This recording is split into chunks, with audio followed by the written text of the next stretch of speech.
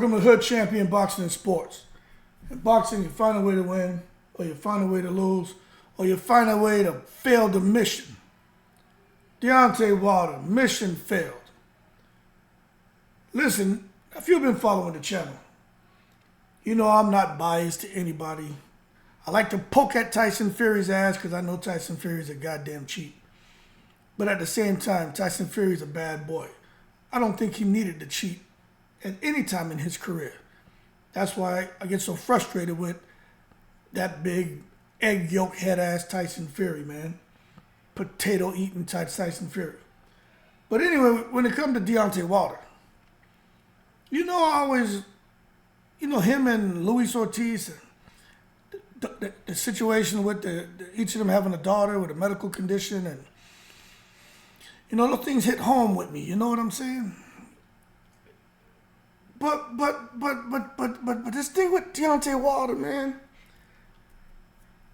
just like with Tyson Fury finding out that he was working with Usman Sajjad, right? That was where I said, from where there's smoke, there's fire.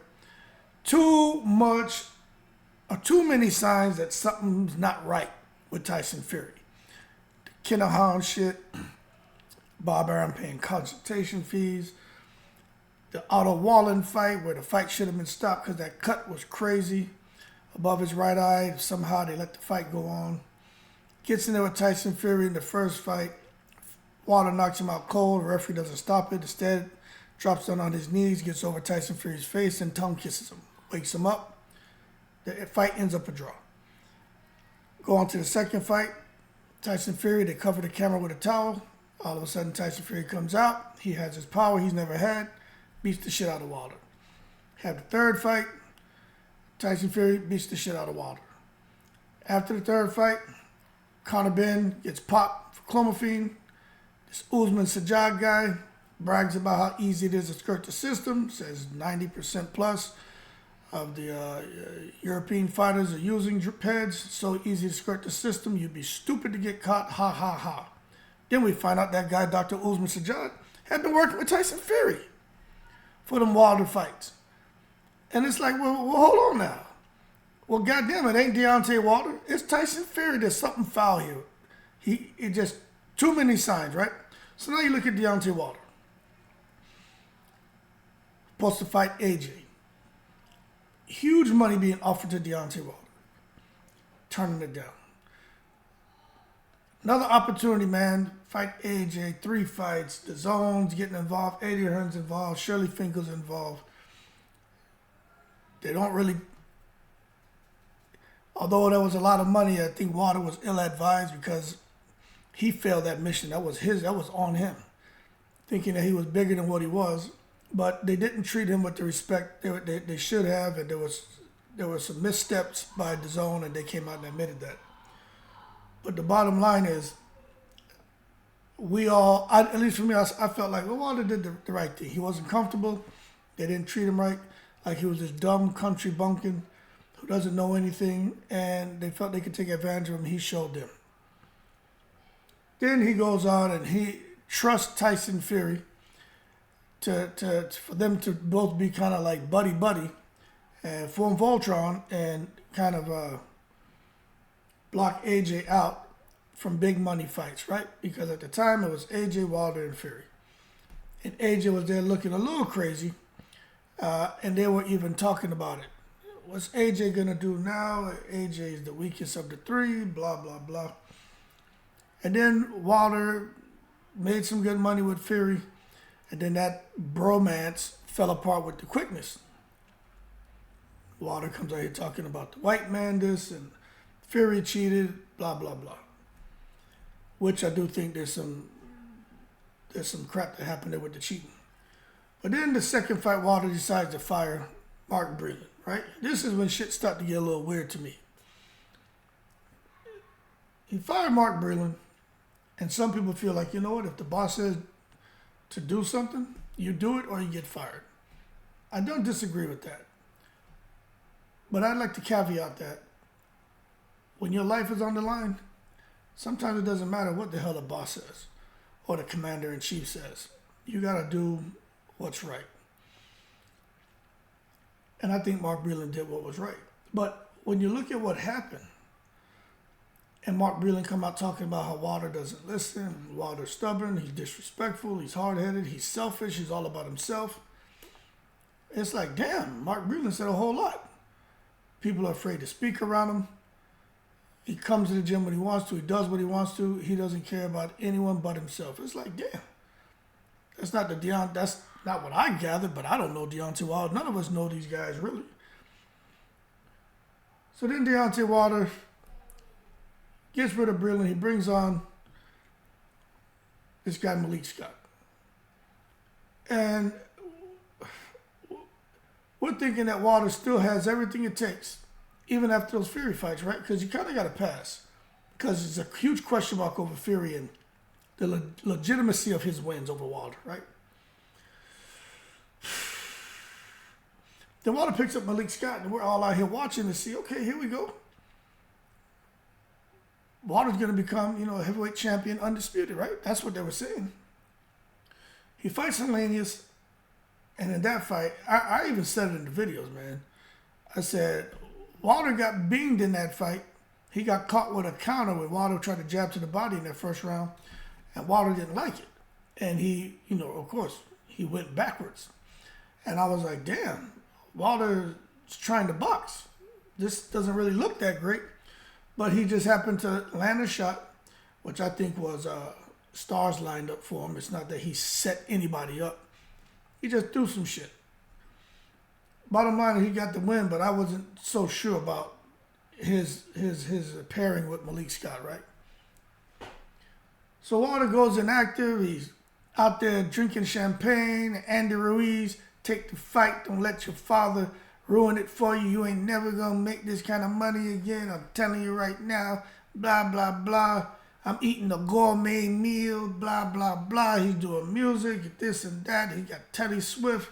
They doing all kind of goddamn podcasts. They this and that. And I'm sitting here saying, right, look like he kind of got some things together, but it looks like he doesn't quite have some things together. His focus doesn't quite seem there. Then you find out this guy, Malik Scott, does, I guess, porn, an OnlyFans page or some shit. I don't know, but I guess it's like, I don't know. I guess he's an artistic person. I don't know what's going on. I never looked at his page, but somebody said, he's walking around there with his butt naked with his girl or some shit. I don't know. But I find that out and I'm like, okay, they can do what the hell they want, but that could be kind of a distraction, I would think, but whatever. And then you see, like, damn, what's going on with Wilder's career? I know he made some money as far as what he wanted to do in boxing, get a title, make some money, take care of his he got a lot of kids now, take care of those babies, great. Everything's what he wanted to do, it seemed like things worked out, but it's like, okay, but something to me just was like, something ain't right here. Then you see Wilder, to being out the ring all that time, comes back to fight Parker. And we're saying to ourselves, this is going to be it. He's going to get in there and knock Parker out, go fight AJ. All that money that he missed out on, 100 million plus, he's about to get it all back. The Saudis are there. He's promising a knockout. They haven't seen a knockout like what he can deliver.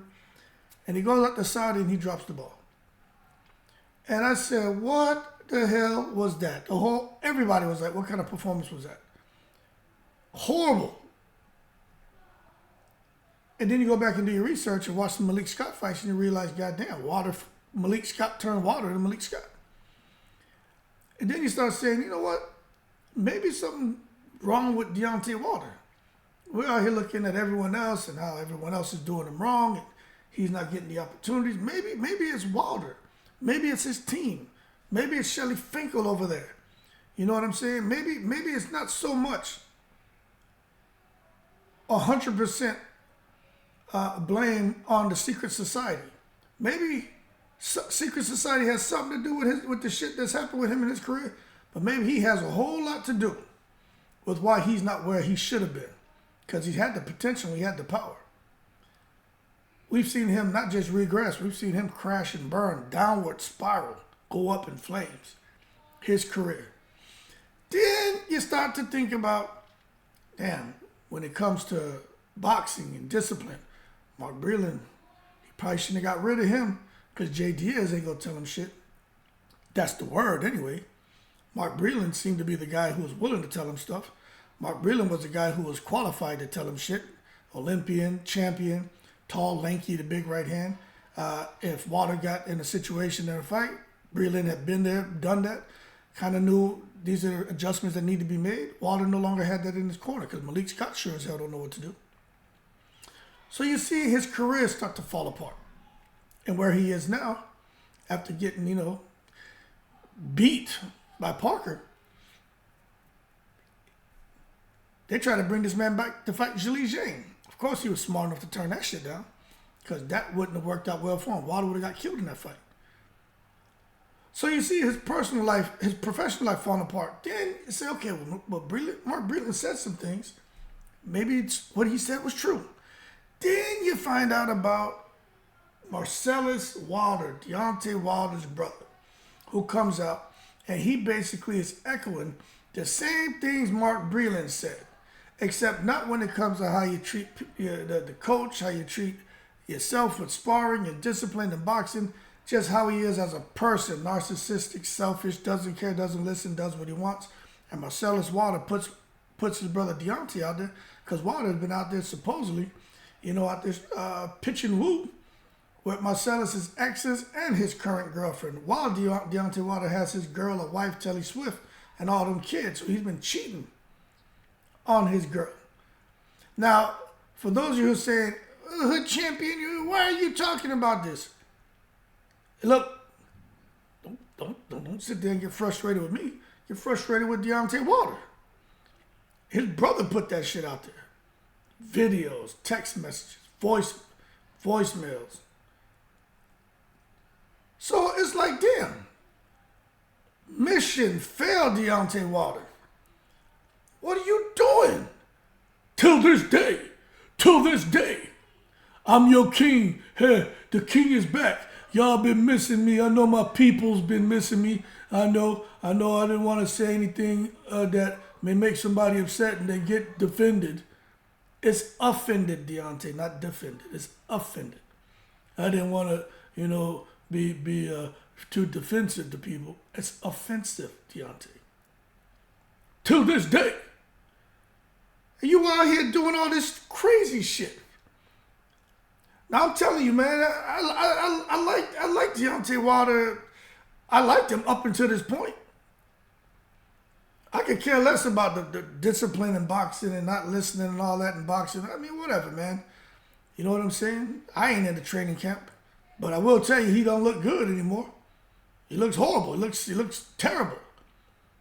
I blame him for allowing Malik Scott to do that to him, especially after the Parker fight, where everybody came out and was like, yo, what are you doing? Nobody's saying get rid of Malik Scott, but bring somebody else on, man, to help breathe some life back in your career. But he's stubborn, won't do it. I don't know what Malik Scott's got over this man, what control he has over him. Maybe it's that ayahuasca. I don't know who introduced that shit to Wilder, but maybe that's the problem. But a total mission failed for this man, especially if he retires from the sport of boxing. Let me tell you something. You can't leave your mind behind. It's one thing to be struggling professionally. His professional career, it sucks right now. That's a fact. Deontay Wilder's professional career sucks. He ain't going nowhere. He ain't going nowhere. And then his personal life is a shitstorm. I don't know what all happened, but I know his brother was trying to fight Tony Bellew for Deontay Wilder out there in the UK. I don't know if y'all remember that. You never fought me, boy. You don't know me, boy. Yeah, how you gonna fight Big Bro when you ain't fought me, boy? All that shit. Now he out there singing the blues. Deontay Wilder, he came and he put some of that bronze bomber in my girl's boom boom. Yeah, Wilder out there, man, getting freaky deaky. Personal life up in flames. Mission failed. Professional career. Mission failed. Was the writing on the wall the whole time, people, and we just didn't see it? As far as his career not making the most money, did the white man hold him down like he says? Did Shelly Finkel, as the white man, hold a brother down? I don't think so. When you look at it, there seems to be a bit of a pattern here. And I think we need to bring it all back full circle to Deontay Wilder. The thing about Tyson Fury cheating, though, Wilder can't take the blame for that shit. The only blame he could take is going back into, not that second fight, into that third fight. Going into that third fight. That's what maybe he should not have done. But I understood. He wanted to basically, take the law into his own hands and try to beat Tyson Fury to death. Didn't quite work out that way. He did beat Tyson Fury, but Tyson Fury almost beat him to death. But he did get his licks in. But now ever since then, he ain't been the same. And I don't think Deontay Wilder returned to the sport of boxing. You figure, so check this out now. Fury fought Ngannou, made 60-something million. Joshua's about to fight Ngannou, make 40+ million, right? Deontay Wilder should have been right in that mix, fighting somebody, either AJ or Ngannou, making 40-50 million. If he would have knocked out Parker the way he should have, Wilder, I'm sure, would be the one out there making maybe more money. I ain't gonna make more than Tyson Fury, because Tyson Fury is the goddamn face of the secret society. But Wilder would have been making, I think, more than AJ, because the knockout sells. If he would have been able to tranquilize Joseph Parker, he would have had a good argument going into those negotiations with AJ, which were 50-50 at the time, to make more money and be the A side, because people would be like, holy shit, AJ's about to die. But he dropped the ball. So I would say it's, with him missing out on those AJ fights years ago, that's 120 million or so, right? Because I think it was what, Brazil and Park and 2 AJ fights. That's like 120. Then you come to where we are now, and the fact that he's missing out on money, 40-50. If this man was just out there doing what he was supposed to, staying focused, now he admitted that he wasn't focused. That's his fault. But really, when you look at by the end of this year, the fights he would have had, and just everything, Wilder, you're talking about over $250 million this man dropped the ball on. $250 million. But at the end of the day, for a guy who still knows the price of milk, he probably don't give a shit. Because anything that he wants to do for his family, especially his kids, he can do that. The next generation can do that. The generation after that can do that. The generation after that can do that, as long as they stay disciplined financially. This man won. But I'm going to tell you right now, when it comes to his career, when it comes to his personal life, he's failing. You watch. There's going to be more that comes out. If there's some truth to what his brother said, I can only imagine the shit going on down there in goddamn Tuscaloosa, Alabama. With this shit his brother, why he put that out to the world, I don't know. Wilder messing with his brother's exes, messing with his brother's current girl, then he's coming back home to his girl. If I'm gonna sound like that, we know Wilder's a freak. We know Malik Scott's a freak. Marcellus may be a freak. It may be some swinging going on down there. That shit don't seem weird to y'all. But anyway, as far as Deontay Wilder, man, some people say, well, what excuses he gonna make now? What Antonio Tarver told Roy Jones? What excuses you got tonight, Roy? That's the question to Deontay Wilder. What excuses you got now, Bronze Bomber, till this day? What excuses you got now? Because shit, you messing up everywhere. And when you look at it, when did things start going wrong for this guy? You know what I'm saying? If you timeline it, at what point did things start really going wrong for him? Maybe it's always been wrong, it's just come to light. But for me, and just with my limited knowledge, I'd say around the time he brought goddamn Malik Scott around. That's what I think. Malik Scott, Jabba Jaw, City Slicker. That's when shit started falling apart. Because you didn't hear nothing crazy about Deontay Wilder when it was Breland, Jay Diaz, him, shit. Marcellus Wilder was in the camp with him. Wilder was trying to bring his brother up. Dude, it's like, man, that's amazing what they're doing. How can they say something horrible about this man? Now you sit back and watch now, like, yo, this ain't it. This is not it. What happened to the guy who was, my grandma said I was anointed. I was a favorite grandchild. My grandma said I was anointed. What happened to him? What the fuck do we have now? That ain't the Deontay Wilder that I was watching. This guy now, I don't know who the fuck this is. It's all bad. And I'm just being honest with you. You'll never hear me say nothing crazy about Deontay Wilder. But now, this shit is just all bad, and plenty of shit starts to stink. So will he get it cleaned up? I don't know. But man, I'm just telling you. It's hard, man. He can't possibly come in front of a camera no more. Because they go ask his ass about this shit that his brother threw out there. Only person who won't ask him nothing is Ellie, the cocksucker, no gag reflux setback. Oh, he ain't gonna say nothing. But he can't say nothing bad about his brother either. But Ellie's so stupid, he may try to say something. You know Ellie dumb. Horrible. But I personally think Deontay Wilder's done with boxing. That shit his brother put out on him, I think that basically stuck a fork in him. I think he's too prideful of a man to want to come out there and show his face and run into the potential of someone asking him a question. You know, most of these reporters, man, boxing reporters, they have a relationship with him, and they probably have given a little briefing before by Malik Scott, I'm sure. Hey, don't ask about this, don't ask about that, don't ask about that. And then they can proceed. But you always got that one who's going to push the envelope. Just like that weird-ass reporter did with Mike Tyson, where he was like, you know, well, you're a known rapist. Blah, blah, blah. And Mike Tyson was like, I don't know. You're the only one I heard say that. Then Mike Tyson couldn't control himself and told the guy, fuck you. You're a piece of shit. Fuck you.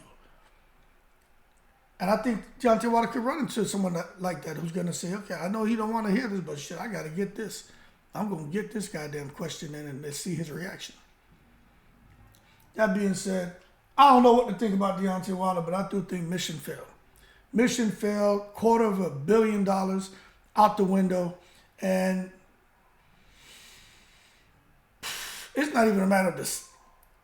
It's not even a matter of the ship sinking. Like, it's already hit rock bottom, man. Horrible. Anyway, y'all keep cool. Shout out to the veterans, all 7 continents. This man was it. Everybody was rocking with Deontay Wilder. Everyone felt this man, his story. The shit with Tyson Fury, a lot of people were like, you know what? He was done wrong. But then, he comes out here and people don't know what to think about him no more. And I got people on his channel. They diehard Deontay Wilder fans. And even they're saying, can't defend him no more. We're getting tired of him. Just like the Fury fans are getting tired of Fury with his bullshit. And this thing about Usyk, Wilder fans are getting tired of his ass. That is crazy. I never thought I'd see the day. Anyway, keep cool. I'm in the breeze.